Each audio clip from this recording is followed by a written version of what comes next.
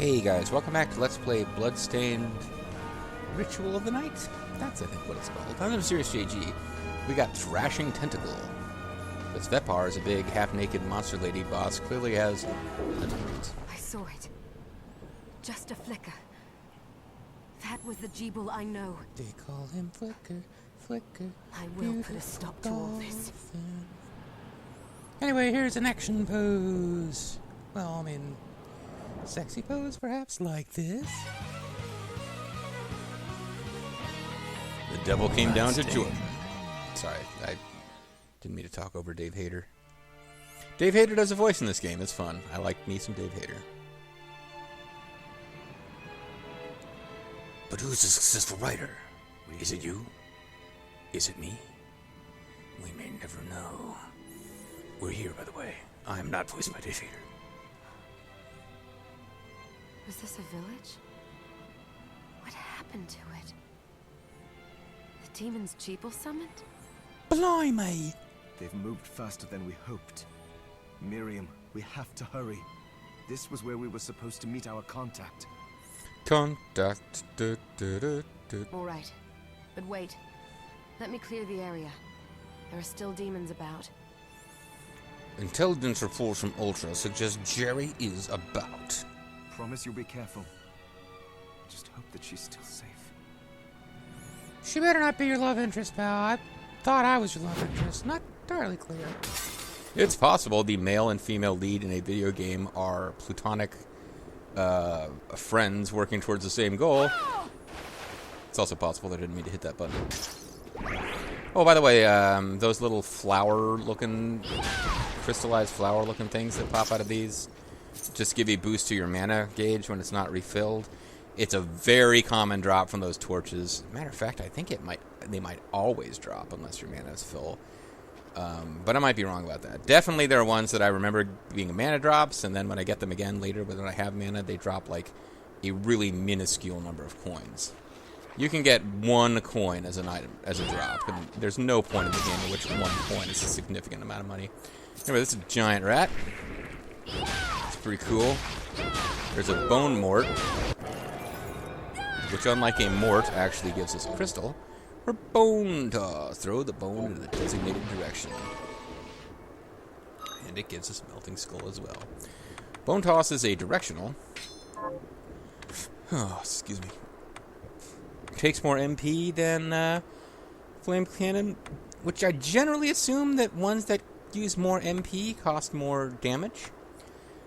And then you've got stuff like Vepar's Tentacles. Rank increases the number of projectiles casted at once. This probably is grindable through something other than like New Game Plus and killing Vepar again. Like 9 New Game Pluses, or 8 New Game Pluses, I suppose, in one regular game. And you've got max grade single shot Vepar Tentacle. But rank you can increase. And its damage, I'm sure, is pretty impressive already because it costs 80 MP, which means I could cast it one time before I would need to get my mana to replenish before I could reuse. Whereas like Cerulean Splash is 15, Gale Crawler is 22, which is what we should have been using as the boss now that I think about it. Damn.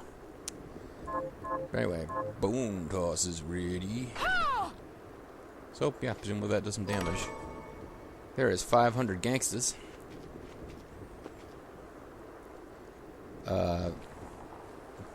But here's some plots.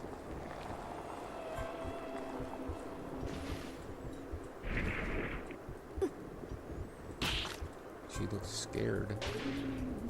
But we came in and won the day with a kick, even though we're currently using Claymore.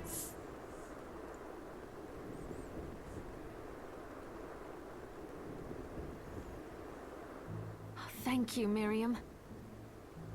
I'm sexy nun stripper? You know who I am. And that means... ... I'm sorry we couldn't get here sooner, He's Dominic. gangly looking when he actually moves around. So this is our contact. Dominic quits. Yes, the church sent me. An exorcist. Oh, And we're lucky to have you, I Dominic. think I skipped some of her dialogue without meaning to there. And the church you, Miriam. Thank you for guiding her here, Johannes. Thank you, my fellow blonde. You wouldn't have asked if it wasn't important. But you should He's tell more of a us why you need dishwater her. blonde, though. Miriam isn't one to shy away from danger. As a matter of fact, I'm thinking about getting a tattoo to look tough. Maybe she'll date me then. But she deserves to be armed with all the facts. Yeah, well, that ain't happening until, like, the last cinematic of the game, buddy. Yes, very well. If that is your kissed. I told you when I contacted you that the Shardbinder Jebel is responsible for summoning the castle. Tower make a castle? Sorry. That's not even a reference to something. That's just a thing Bobo and I say sometimes. Like, no real logical source for that. Yes, there's no mistake about that. He admitted as much. I mean, there is, but it's, like, not even close to being worth explaining. What? You spoke to him? Well, yes, but there was a floating demoness with, like, monster black hole Eye of Sauron shit who may just be partially responsible for where his head's at. Then let me get right to the point. Whoa, she just switched to the sides. 180-degree rule, lady. What the fuck? Pardon. Shouldn't use that kind of language. But hey, he also broke 180-degree rule. But I'm okay with anyone who's speaking to Miriam is going to be on her right, facing left. I find it curious that the outpouring of demons, facilitated by one Shardbinder, Shardbinder, a.k.a. Kalijah. just happens to coincide with the sudden awakening of the other Shardbinder after exactly 10 years. The erotic awakening of Shardbinder. You're right. It is strange. But the church doesn't get to drag Miriam into this just because the timing is odd. Yeah, maybe they get to drag her into it because they're the church, and in theory, if you're into that sort of thing, they speak for God. That might count. Oh, do you decide for her then? Ooh! I asked you to bring her here so she could see the horrors that have befallen the village and make an informed choice. You're right. Now that I've seen it, though, it doesn't seem that bad. I'm out of here. Not my problem. I have no intention of forcing you, Miriam. But I'm gonna kind of manipulate you so it's really impossible to say no. Not to mention there isn't really a game if you say no. You don't have to. I gave Jebel my word that I would stop him. What happened here only strengthens my resolve. To butcher the guy I claim to like. Thank you, Miriam. I am sorry to put it on your shoulders. Particularly as they're not as impressive as mine. Pardon me? Oh, yeah. Oh, hello there. Are you all right? We didn't mean to ignore you. We have great respect for you, Mr. Karate. Incredibly forced Art of Fighting reference there. The final boss is named question. The final boss is named, depending on the version, either 4 question marks or Mr. Karate. And, you find out who that is because they're not literally named Mr. Karate. And it's like a big plot twist in the Art of Fighting universe early on. But it's the idea that anyone whose name is presented as question is actually Mr. Karate. Or alternately, the joke could be, oh, she's Giovanni, because I think in like the original Pokemon game, Giovanni is the final, I almost said dungeon master. He's the final dojo boss, and or gym boss, I guess. And I think his name is question until you actually meet him. And when you do meet him, you find out his name is Giovanni. And if I remember Pokemon Red and Blue correctly, they haven't set up who that is. So it's like, I'm actually this person who you have also never heard of. I'm alright, thank you. Pleased to meet you. Thank you. You are quite welcome. Do you have a name? Did she say thank you to you, Dominique? Because I missed it. Anne. Of Green Gables. What a lovely name. Anne, you shouldn't be out here. Let me take you somewhere safe. Like deep, deep into the demon castle. Oh, alright. Alright then. Come on, this way. Oh, Dominique seems nice.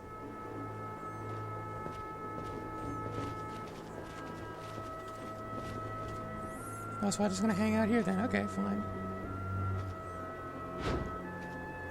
There's a back step that I now can't remember how to do. Whatever. Yeah, so we're at the village on the outskirts of Castlevania, which isn't Castlevania. So if this were Simon's Quest, it would all be in monochrome. Oh, I'm not controlling this, by the way. I did some looking around before, and this place seems secure. Or at least there is, like, For reasons unexplained, she loved the Monkey Man. I mean, there are no, monsters that, appear here. Yes, agreed. Johannes, you, Anne, and I will remain here. We can assist Miriam from safe ground. Johannes is good at taking orders from women. What? We can't ask her to brave the castle alone? It had already been established that was what was going to happen. Don't be foolish. She is trained in combat. Are you? 1-inch wiener boy. We would only get in the way. Dominique, some suggest that she might have more power than it appears. She certainly didn't seem afraid of that monster before. I guess she kind of did. Maybe not, but she's... I don't know. The idea, like, I'm not trying to spoil anything about the story one way or the other, but, like, fairly early on, it seemed like she's an exorcist from the church. Like, she might have some demon-busting powers if pressed. But that's not the point. You don't have a point. I'll be fine, Johannes. Please don't worry. Now, why don't you go to some room where we can find you for crafting purposes like a good boy? All right, but we'll be here if you need us. Let's not waste any time. We have a lot to do. Come back if you need anything. I'll get a workshop running so I can perform alchemy for you. Thank you, Johannes. Thank you, Dan. I know you're strong, but be careful. Well, okay, but only because you told me to. I will.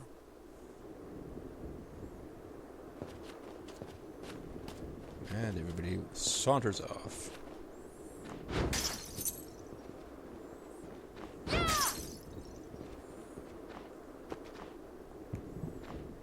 Actually, so progress is this way, but showing incredible self-restraint. I actually didn't go any farther in this than the game before my first big batch of leveling. And when we get there, you'll find I'm at like level 20 plus. It's kind of ridiculous. Except that I beat the game at like level 80 something. And obviously the grinding against enemies for levels is going to have diminishing returns. This is not a game where I'm worried about over-leveling and ruining the game in the same way that I should have been in Trials of Mana. And I believe...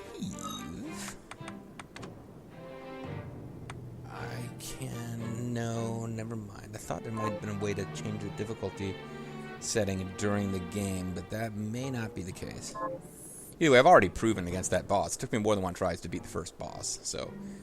I mean, having a little bit of extra fuel in the tank as far as hit points and magic doesn't confront me none. Here she is. You have to marvel at the church's resources. Look at what they've provided for us. Sort of repetitive but reasonably atmospheric background music for this screen. I know. It's We'll be incredible. hearing a lot of this, or at least I'll be hearing a lot of this if I'm doing menu stuff to try to build good Woppets off screen. So, what I can do for you here in the workshop is take materials you bring me and transmute them into new items. But the alchemy is easier to show you than explain. Here, I have some materials we can use. So let's try transmuting them. Are you suggesting that your alchemy is so bullshit you can't even come up with words to paint over why it might work? Oh, so she gave us some stuff to work from. So, what'll it be? And now we can craft. So... Once I've transmuted an item, I'll pass it on to Dominique, so she can carry it at the supply post for you. So I don't get the logic. From a gameplay perspective, it's handy. It means if you need more than one of an item, you don't have to necessarily always grind for items. You could just buy it straight up with gold, although, again, that can be expensive too. This is very much a game where if you want to fully explore all the weapons, armors, and things that are available, you're going to spend a lot of time just farming resources. And if you have the skills to get through with just basic equipment you find, you're going to complete the game a lot faster. But it's not a game that, you can speedrun this game. I'm sure people have. It's not a game where I ever feel the need to rush. This is very much a game, one of the reasons I enjoy it, is you can take your time, explore, play at your own pace. Push forward if you're getting bored. Keep hanging around in an area that you're enjoying if you're enjoying it. I'll do my best to inform you of what items you can make from what materials. But when it comes to items I don't know about, you'll have to find a formula for me and bring it here. I understand. Also, the demon crystal you've obtained, the shards, those can be transmuted the same way as items. That doesn't really make sense when you think about it, since the shards are meant to represent you absorbing the power of the demons directly at the moment of death, and transmutation is me just creating physical items. But you know what? Shut up, JG. Just enjoy the game. Each shard requires specific materials, but it's worth it to make your shards more useful. Oh, never mind. I'm an idiot. He's not talking about creating shards. He's talking about upgrading them. Try it when you get the chance. That. To the extent that... I think I will. Don't tell me what to do, but you know what? You might have a good idea there. Ruffle, ruffle, ruffle. Also, neither one of us has been eating well. No wonder, considering the struggle we've been through to survive. Meanwhile, I'm the only person who gets fatter during chemo because I don't exercise at all because of my just general feelings of crappiness, but I still eat more. Well, not more, maybe. But whatever, I'm not going to talk about this. But yeah, they're not eating well, so they want foods. If you bring me the ingredients, I can use alchemy to prepare meals for us. You mean you're not just cooking them, you're using alchemy? Alright, I guess you want to stretch the definition of alchemy. So this is like the kind of game where you bring him bread and cheese, and he creates pizza through alchemy. With proper nutrition and a varied diet, you have the potential to get much stronger. Don't forget the power of sushi. Don't go all Mexican. Throw in some sushi, maybe the odd burger. Eating new food for the first time. Oh, here's the mysterious entity known as Tip. Eating a new food for the first time will provide Miriam with a stat boost. I guess that was too game mechanic-y and not lore enough for them to make him just say, but... So, one of the reasons I'm not going to immediately load is because, without meaning to... There's a lot of little just like dialogue between them, just developing them as characters that I came across by just occasionally talking to them. So I'm going to try to get a few of those conversations, hoping it's just repetition and you don't have to spend a certain amount of time, if possible. Miriam. So, what'll it be? Here's an example Johannes, of... Oh, okay. Can you tell me more about what happened 10 years ago? Yes, you were asleep and you woke up. Would you like to know about what happened during the years you were asleep? I'm sorry, 10 years ago is when she fell asleep. Yes, you fell asleep. Would you like to know what happened in the intervening decade? It started when the interests of the rich shifted away from the spiritual and esoteric in favor of more material investments. All right, I'm calling bullshit. The rich did not have a sudden shift to material thoughts during the Industrial Revolution. Just spirituality and controlling other people's notions of spirituality became lower in the mix of things to do to maintain power and wealth. So, okay. Not like you had a ton of wealthy people. Well, why am I being so judgmental about these long-dead robber barons? But, yeah, I mean, there were plenty of wealthy people who were interested in materiality before the Industrial Revolution. The alchemist's research was expensive. The guild members didn't want to lose their wealthy patrons. This part does track. I mean... the importance of, quote, alchemy guilds has been overblown in fantasy, but yeah, there were various schools of now just debunked scientific research that kind of fell off of it once people started actually figuring out some real Industrial Revolution science. So they warned again and again that demons would come if people let go of their spirituality. I drive a car, and once in a blue moon I drive it to church, so come on, guys, it's not either or. But people don't change that easily. So the alchemists took a more drastic measure. It's actually bullshit. I haven't driven to church in probably a decade, because the times I have gone to church, it was because I was riding there with my mom, and I will go to church with her once or twice a year just because, you know, she's my mom and it makes her happy. I mean, pretty much. One of these days I'm going to face the man upstairs and I'm going to be like, look, you might not be that happy, but even if I was only going to make my mom happy, that's kind of points in my favor, right? Maybe? You mean us?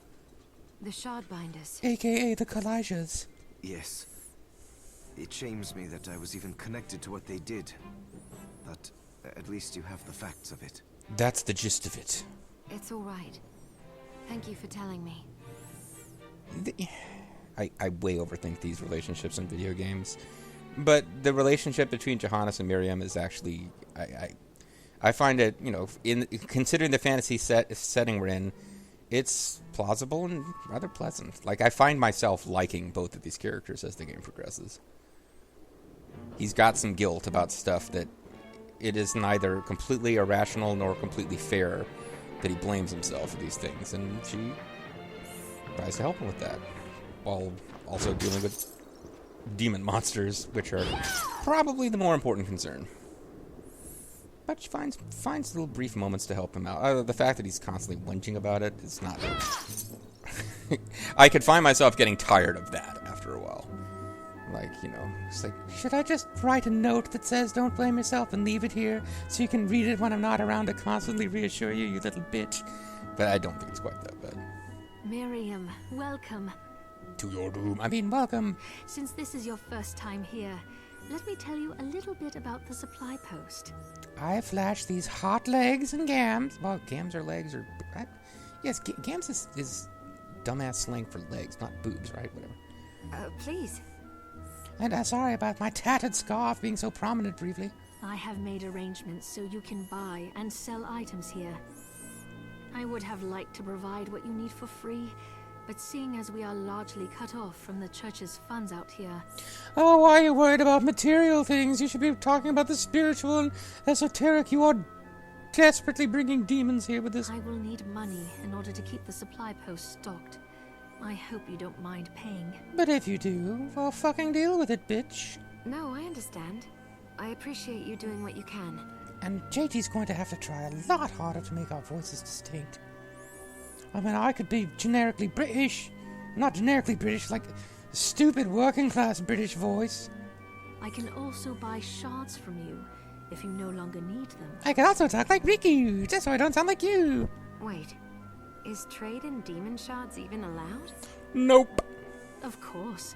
The church would sooner gather them up and make certain they are purified.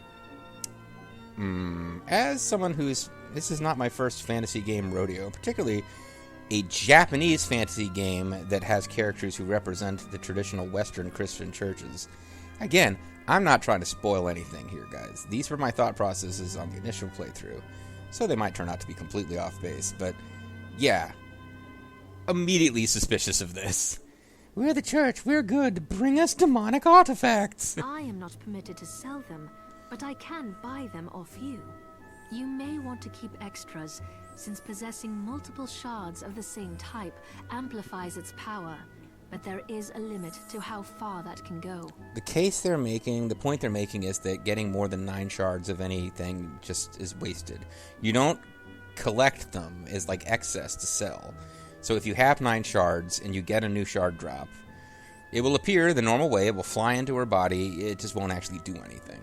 So selling shards is a good idea, particularly if there are shards you know you're never going to use.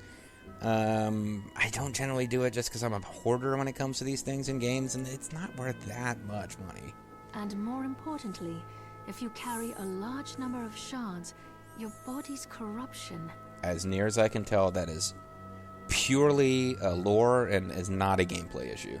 Otherwise, I would actually be selling shards for, like, the early game shit attacks that are just going to be trash at the end of the game, no matter how much you level them. May accelerate, but I'll find a way to deal with that myself. And by myself, I mean I've already told Johannes he has to fix it if it gets bad. I still recommend selling your shards as a means of making money. And giving me demonic power. All right. I know you're looking out for me. And presumably the little girl character? I think that explains everything. Now, would you like to have a look around? The shop, What are you looking to buy? What are you looking for? So, we can buy various stuff.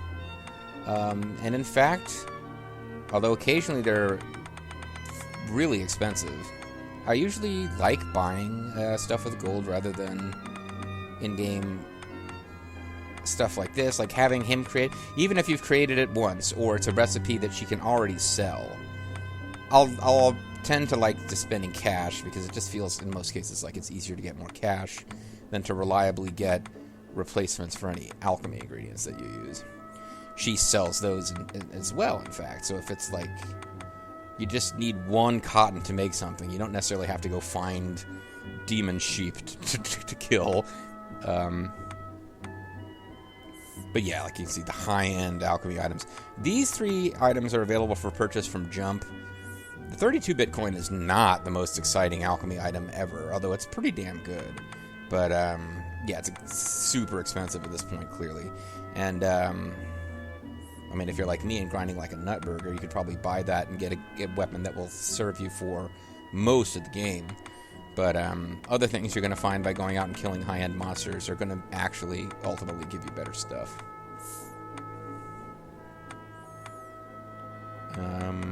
But there's not much point in buying anything more because we'll be selling stuff off screen. What are you looking to sell?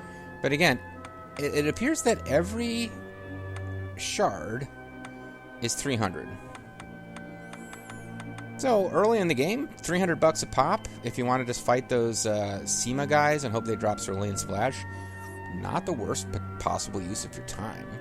But like late game, fighting like high-end monsters that are much more dangerous and drop shards, you're still only getting $300 a pop unless something changes later that I'm not thinking of right now. Oh, I forgot to give this to you. It's the key to the building. You can use it to explore further in. Oh, okay, never mind. This is why some stuff is locked currently. Thank you. Thank you, Dan. I invited the other survivors inside where it's safe. And this is another thing. There were people that I was expecting to have run across that we didn't, and it's because you have to talk to Dominic They first. all have troubles that need resolving, if you can spare them the time. But otherwise, get out there and sell me shards. I'll do what I can. Not what know I you do. will. Come back anytime. I'll be praying for you. To, Death Heaven. I mean, God. Again, I'm kidding. Please don't take this as a spoiler that she's worshipping the devil or anything like that. I just, as a person who's played these Japanese RPGs before, kind of a little suspicious. Oh, hello. I hope you're ready to loosen those purse strings. Hello. We're the Romans. Oh, hello, miss. Oh, you're looking fit as ever.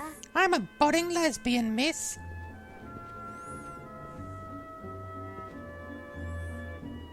Dominique, what is all this machinery? Oh, I didn't think this triggered dialogue. That is photographic equipment we've been working on. You know, between supplying you with goods and not being murdered by demons. Photographic? No way to control it. It's totally photographic. All of my systems are down, down. To put it more plainly, it allows me to capture images of real life, landscapes, people. Things that are neither landscapes nor people, but exist. What? Really? Can I try it? Nope. Actually, this is a thing we'll need much later, but... Unfortunately, I don't have the silver bromide I need. I'll see if I can find it. Be right back. Oh, I couldn't find it. So I honestly, to fill out this video, the best thing I could do is just talk to everybody in the town several times and try to get all their dialogues. Could probably do another video's worth of content just dicking around showing you some of the early game stuff I already did before loading a save where I'm much more powerful. Did you forget something? Thank you. Come back anytime. Okay, so Dominique appears to be talked out. That little girl, I don't know that her dialogue changes ever. Again, super mild spoiler. Way later in the game, she serves kind of a related shop functionality. For the vast majority of the game, she's just kind of there. Are you eating properly? What are we transmuting this time? Oh, about the castle. It may not be much help, but let me tell you what I know.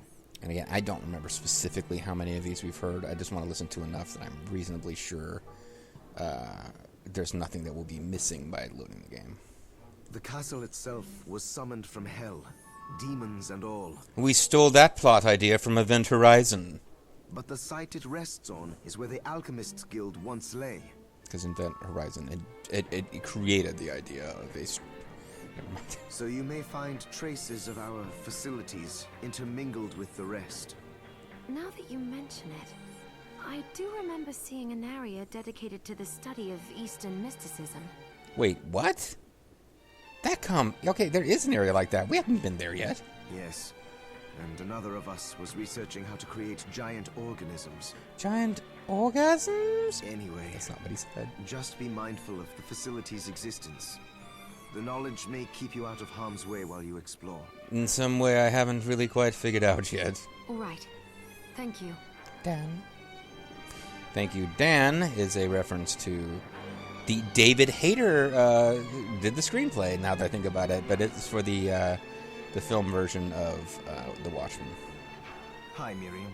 So I guess that movie has a bad I don't really like that movie, but, you know. So, Not a big enough what will it comics be? guy to know whether or not, it was a billion times better in the comic. I mean, graphic novel. Pace yourself out there.